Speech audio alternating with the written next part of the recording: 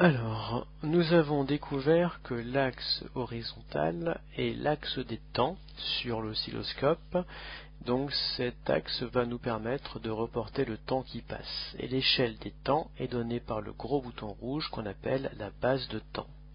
Je vous ai demandé en classe de découvrir, grâce à un nouveau TP, le rôle de l'axe vertical de l'oscilloscope. Le TP, le voici, on l'a fait en classe. Alors ce jour-là, vous avez utilisé la fonction XY, bouton numéro 5, pour obtenir un spot sur l'écran. Ensuite, le curseur numéro 14, vous l'avez mis en position 0. Ce curseur, c'est un bouton qui connecte et qui déconnecte les générateurs à l'oscilloscope. En position 0, le générateur n'est pas connecté à l'oscilloscope. Ensuite, vous avez centré le spot avec les 8 et 21 et vous avez mis la sensibilité verticale, le gros bouton bleu, sur 1 volt par division au départ. On verra par la suite que ce bouton est extrêmement important. Ensuite, vous avez connecté le générateur de courant continu au bord numéro 12 de l'oscilloscope. Puis, vous avez mis le curseur sur la position milieu. Ainsi, vous avez connecté le générateur de courant continu à l'oscilloscope. Qu'est-ce que vous avez observé sur l'écran? Eh bien, vous avez observé, ici donc là on voit en gros le bouton sensibilité verticale. On peut déjà observer qu'autour de ce bouton, on a des unités de tension. Vous voyez ici, on a le volt, et là on a le millivolt, et on verra par la suite que ces unités sont extrêmement importantes. Bien, pour l'instant, revenons sur le TP. Alors quand vous avez connecté le générateur à l'oscilloscope, eh bien vous avez vu, comme je viens de le montrer ici, que le spot monte. Alors si la sensibilité est comme ici réglée sur 5 volts par division, eh bien ça veut dire que 1 carreau selon la verticale, ici, ça vaut 5 volts. Si je mets le gros bouton bleu sur 5 volts par division, ça veut dire que 1 carreau ou une division selon la verticale, ça vaut 5 volts. Alors ici, on voit que le spot a monté de 1,2 carreau, ou division, ou centimètre. Donc ici, la tension que l'on mesure a donc une valeur de, eh bien, tout simplement 1,2 fois 5 égale 6 volts. Vous voyez ici, la déviation verticale du spot nous permet de mesurer des tensions. Donc l'axe vertical sur l'écran de l'oscilloscope, ce sera l'axe des tensions.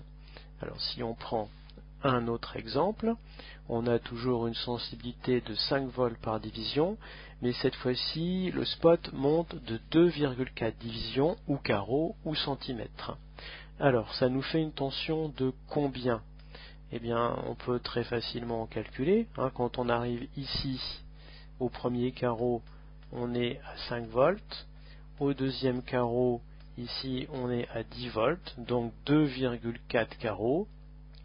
Par le calcul, on peut trouver très facilement, ça nous fait 2,4 fois 5 égale 12 volts.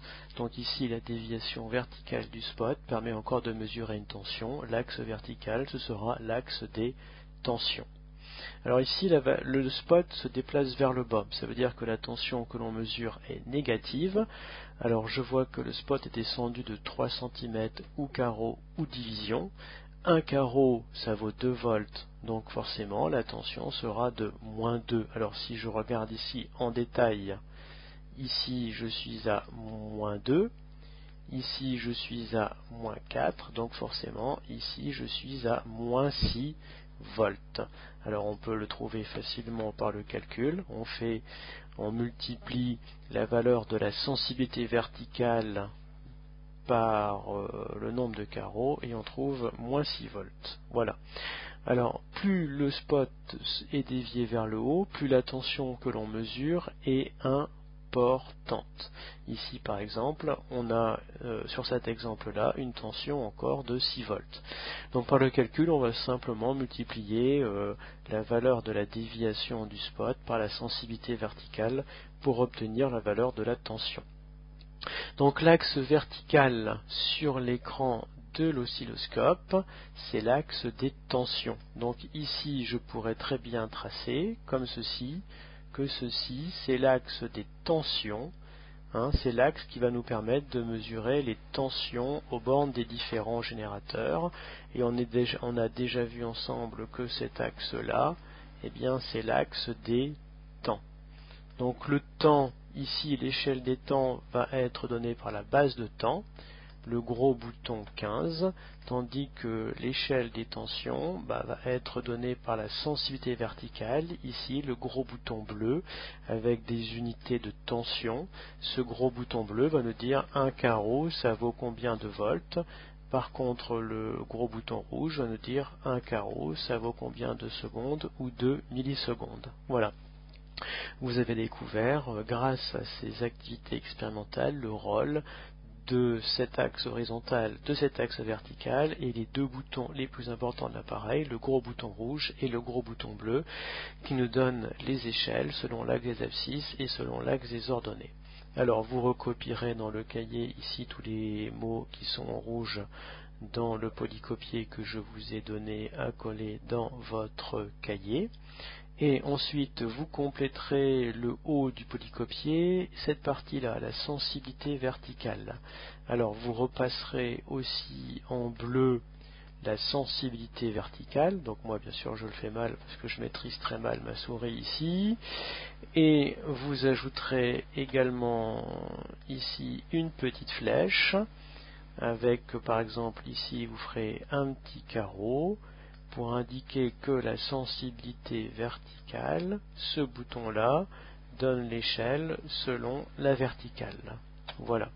On a découvert maintenant à quoi servent les deux boutons essentiels de l'appareil. S'il y a deux boutons à connaître, c'est ces deux-là, la sensibilité verticale, ce gros bouton bleu qui donne l'échelle selon la verticale, et la base de temps, on va changer de couleur, voilà, et la base de temps, ce gros bouton rouge qui donne l'échelle selon l'axe des temps, donc qui donne l'échelle ici selon l'axe des abscisses qui indique un carreau, ça vaut combien de secondes ou de millisecondes ou de microsecondes. Bien, maintenant que l'on a en tête le rôle de ces deux boutons, qui sont les boutons les plus importants de ce type d'appareil, on va pouvoir découvrir à quoi sert cet oscilloscope.